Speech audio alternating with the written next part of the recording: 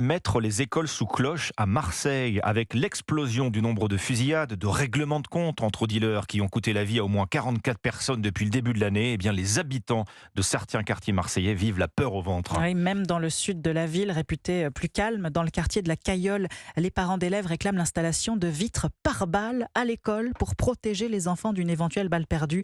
Reportage du correspondant d'Europe 1, Stéphane Burgat. 4 fusillades, parfois en plein jour, et 2 morts depuis cet été en raison d'un point de deal situé juste en face de l'école. Les enfants, comme Laïna, sont marqués. On a peur qu'on est en classe et il y a des balles qui rentrent dans l'école.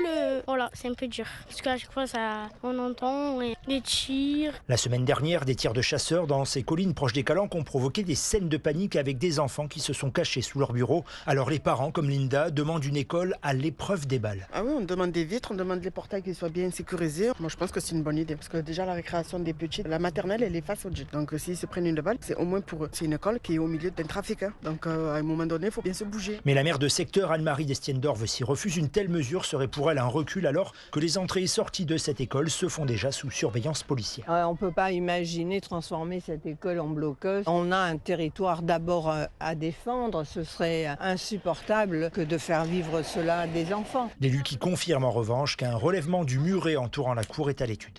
Marseille, Stéphane Burgat, Europe 1. Réunion à